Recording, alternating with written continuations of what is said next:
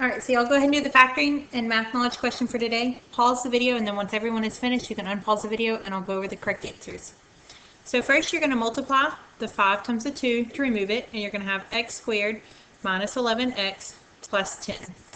Then whenever you factor, you got to make sure you replace it. So you're going to have 5x minus 10, and then 5x minus 1. This first one will reduce by 5, and so you'll have x minus 2 times 5x minus 1. And so this would be the answer for your factoring. For the math knowledge question, we're going to draw a parallelogram. So we have A, B, C, D, and it says angle ABC and angle BCD. Always, they're always supplementary, so they always add up to 180 degrees. I'm going to draw the two parallel lines here and here, and then we have a transversal, and so this angle and this angle are same side interior angles, and so they are parallel, so they're always going to be supplementary. Okay, so we're looking at lesson 87 today, and then we're also going to look at lesson 99. We're going to look at area ratios of similar figures, and then we're also going to look at volume ratios of similar figures. Okay, so theorem 87.1. If two similar figures have a scale factor of a to b, then the ratio of their perimeters is a to b, and the ratio of their areas is a squared to b squared. So if the scale factor is a to b, the perimeter ratio is a to b, and the area ratio is a squared to b squared. So these figures are similar, and it asks for the ratio of their areas. So first we need to find the scale factor. Well, the scale factor is just one side over the other side. So 10 over 15, which that does reduce, so you do want to reduce it. That reduces by 5, so you'll have 2 over 3. This is the scale factor or the factor or the ratio for the perimeters. For the areas, we square both of them. So we have 2 over 3 squared. So that's going to be 4 over 9. And so that is the ratio of the areas. Okay? Looking at the next one, we have the perimeter of the smaller shape is 60. We want to determine the perimeter of the larger shape. So we're going to set up our scale factor. We're going to do 3x over 9x, and that will reduce to 1 over 3. So that is the scale factor ratio, and it's also the ratio for the perimeters. So we're going to use 1 over 3. The perimeter for the smaller shape is 60, and then we are looking for the perimeter of the larger shape. So if you cross multiply, you'll get that the perimeter is 160 and the units are centimeters. And so that would be how you would find the perimeter of the larger shape. Looking at the next one, they have a similarity ratio of 3 to 4. Determine the area ratio and then find the area of the larger rectangle. So our area ratio is going to be the similarity ratio squared. So if we square 3 over 4, we're going to end up with 9 over 16. So that would be the the area ratio. The area of the larger rectangle. Well, we know that we're going to be using the 9 over 16. We need to find the area of the smaller rectangle, and then this is going to be the area of the larger rectangle. So the area of the smaller rectangle, we're just going to do 21 times 15. And so that would give you 315. And so then you're just going to solve for your area of the larger ratio of rectangle. So we're going to have 9a sub L, and then 315 times 16 is 5,040. And so if you solve for AL, you're going to divide by 9, and you're going to get 560. And then it didn't give us units, so we just need to write units squared. Okay? So that's how you would find the area for the larger rectangle. Now, if you wanted, you could find x and y by saying 3 over 4 equals 15 over x, and that also equals 21 over y. And then you could solve for x, and you get x equals 20, and you get y equals 28. So if you want to do it that way, and then you multiply those two together to get your area, you can. If you'd rather work it that way. Okay, so now looking at this example, we have an apple orchard that's in the shape of a parallelogram, and the scale factor is 3 to 466. Find the approximate perimeter and area of your actual orchard. So first we need to find the perimeter and the area of the one that they give us. So the perimeter, we're going to say 5 plus 7 plus 5 plus 7. So that's going to be 24. And then the area is going to be 28 because we're going to do 7 for the base times the height of 4. And so our perimeter ratio is going to be 3 over 466. And we know that our perimeter of our little one is 24. And so the perimeter of the actual one is what we're looking for. So we would do 3p, and then 466 times 24 is 11,184, and divide by 3, and that would give us 3,728. Now this unit was in inches because all of these were in inches, and this is inches squared, but they want to find it in feet, so we need to convert this to feet. So 12 inches is 1 foot, so that's the ratio we're going to use to convert it. So we're basically going to divide that number by 12, and we're going to find it in rounded to the nearest whole number. So our perimeter would be 311 feet. So that would be the answer for the perimeter part. Now we're going to do a similar thing for the area. For the area, we're going to do 3 squared over 466 squared. And then that's going to equal 28 over the area.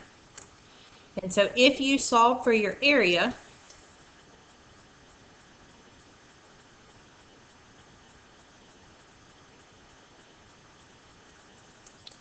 you get 675,596.4 repeating.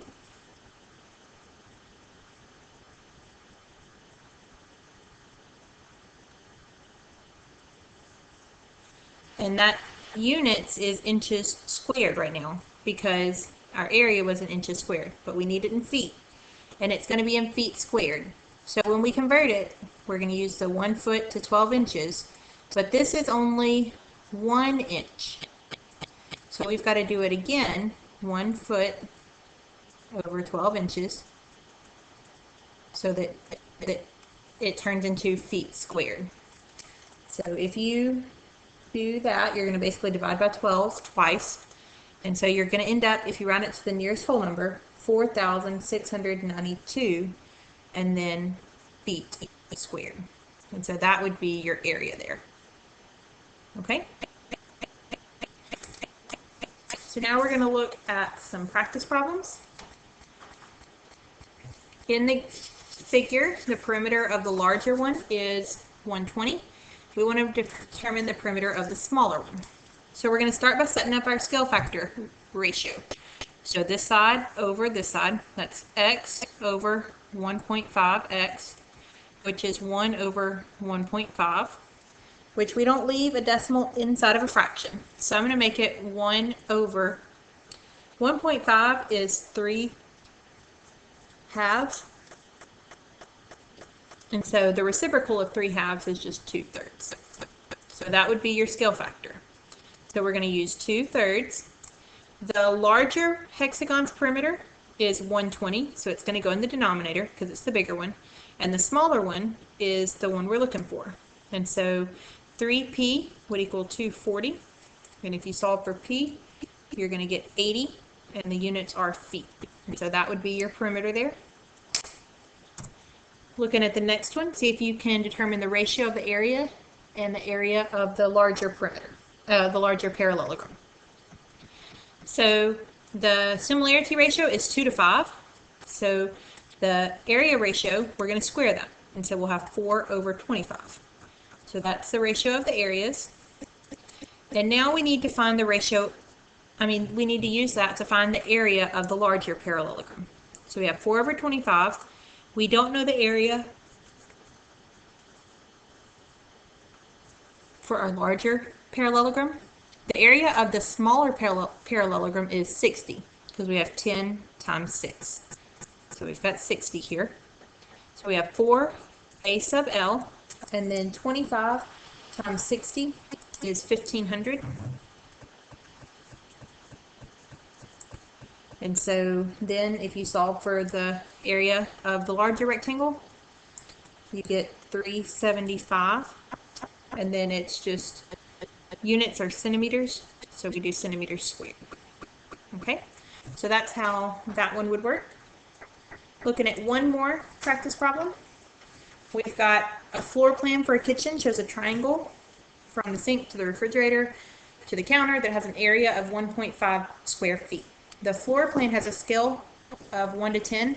What will be the actual area of the triangle when the house is built? So we're going to use our scale factor, but we're going to have to square it to deal with the area. So that's going to be 1 over 100. So we're going to say 1 over 100. The area of the smaller one is 1.5, and we're looking for the area of the larger one. So if you cross multiply, the area of the larger one is going to be 150, and the units are feet squared. Okay, so that's how that one works. So now we're going to look at lesson 99. It is dealing with the volume ratios of similar solids. So just like we were talking about the perimeter ratio and the area ratio, now we're going to add the volume ratios. So we're going to look at theorem 99.1. If you have two similar solids that have a scale factor of A to B, then the perimeter ratio is A to B. We just talked about that. The area ratio is A squared to B squared. We just talked about that. So what do y'all think the ratio for the volumes would be? Perimeter is A to B, area is A squared to B squared. The volume is A cubed to B cubed. Okay?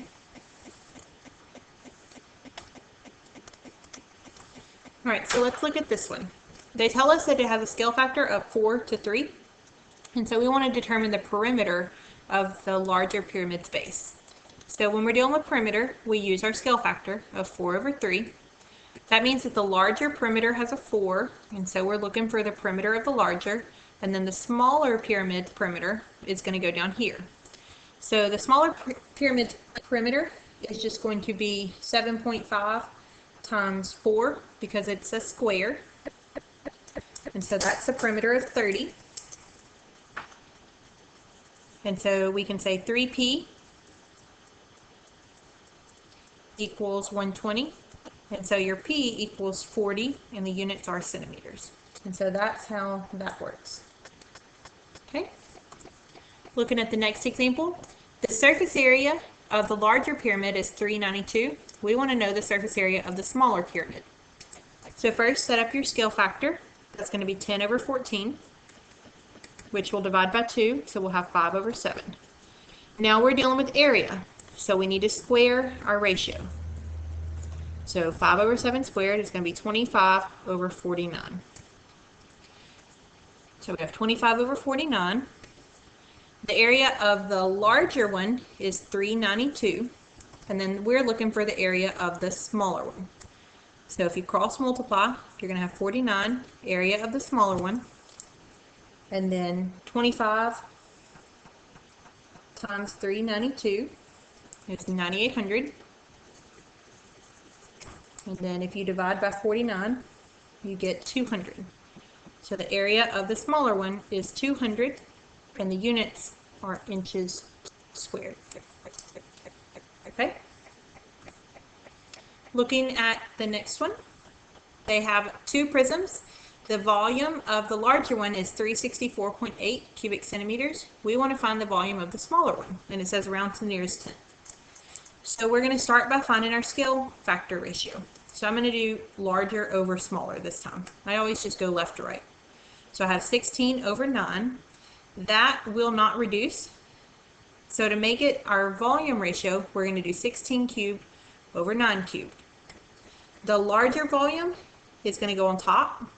So we have 364.8, and we are looking for the volume of the smaller one.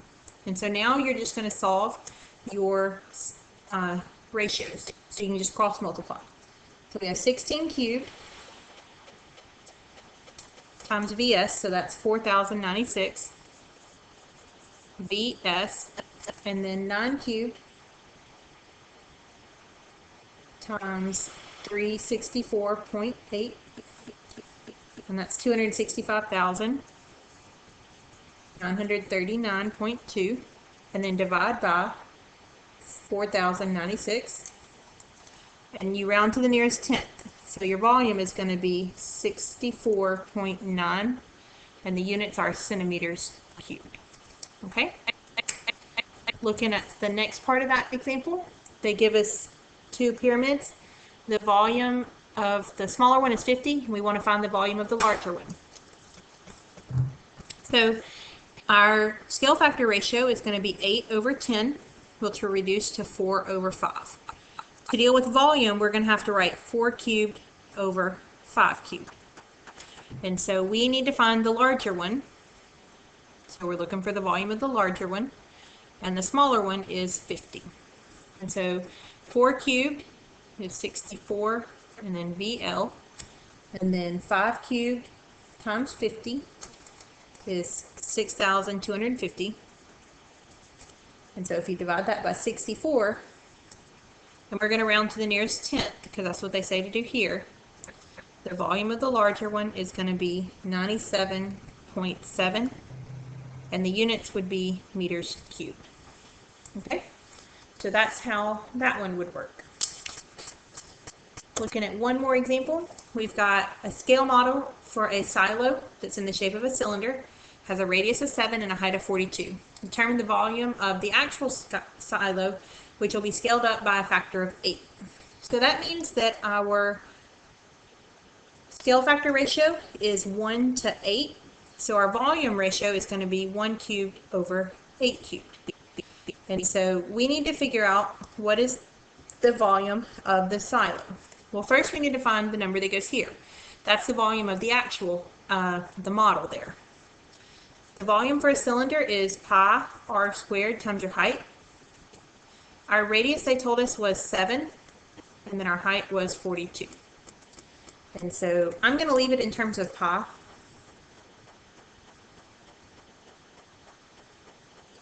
And so I'm going to have 2,058 pi. So that's what's going to go right here. Okay. Now we're going to solve for our volume. So 1 cubed is just 1 times V. That's our volume. And then we're going to have times pi. And then times 8 cubed. And so you're going to get like 3 million something.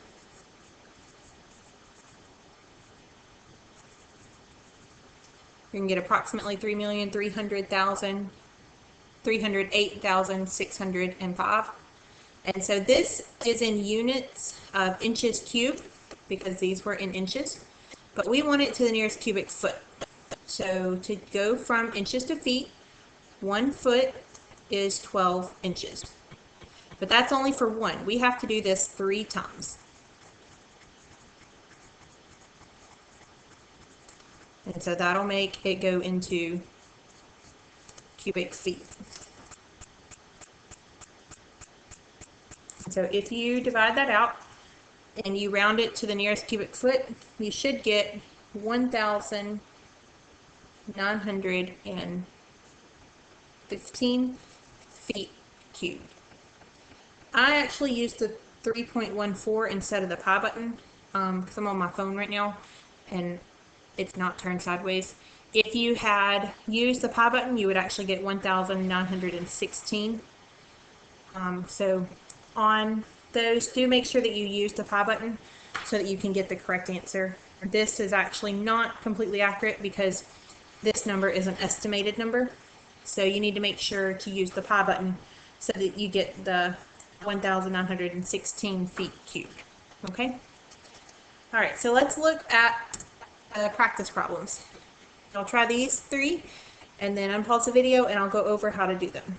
So for the perimeter of the larger prism's base, we need to find the perimeter of the smaller one.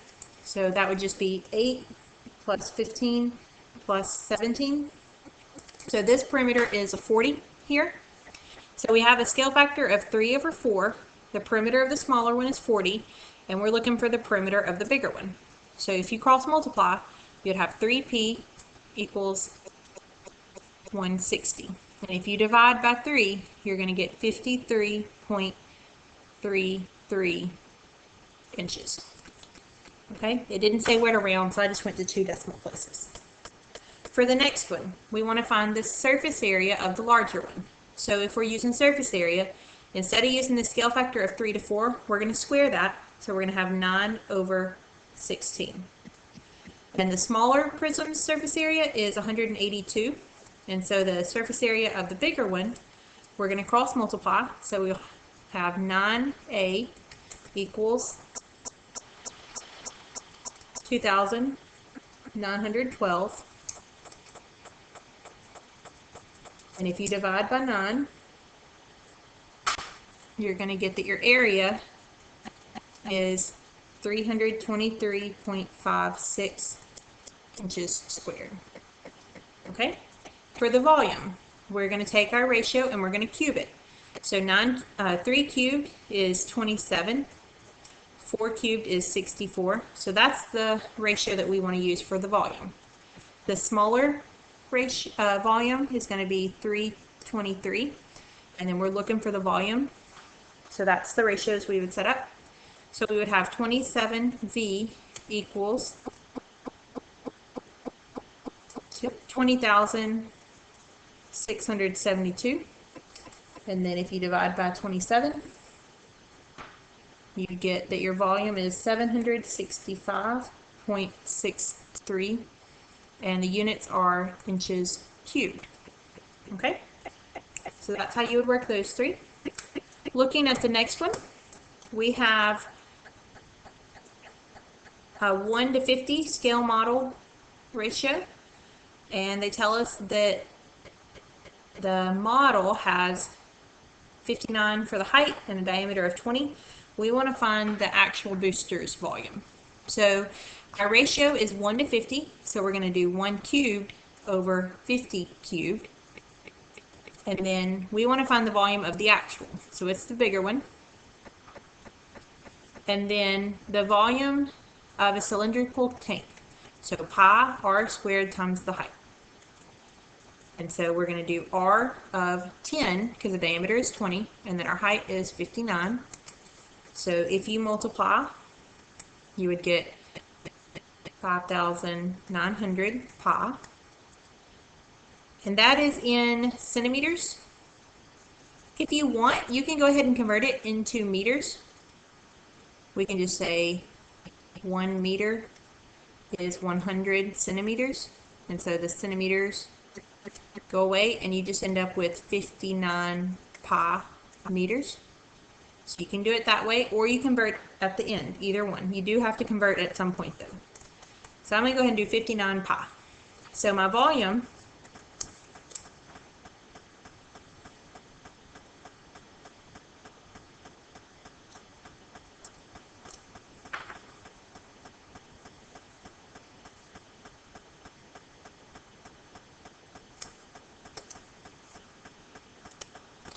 I didn't convert it all the way over here. This, I only did it once. This is a centimeters cubed. So you know what? I'm going to convert it at the end because I don't want to have a big decimal in my part. So we're going to leave it as 5,900 pi because the units here are cubed. So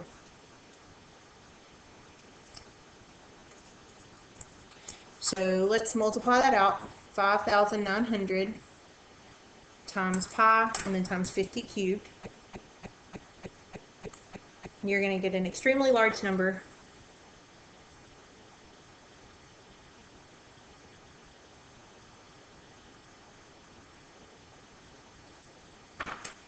And I get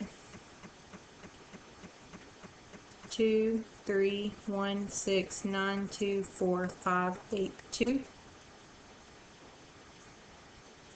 And then this is in centimeters cubed. And so we need to convert it to meters cubed. So 1 meter is 100 centimeters. And we need to do that 3 times.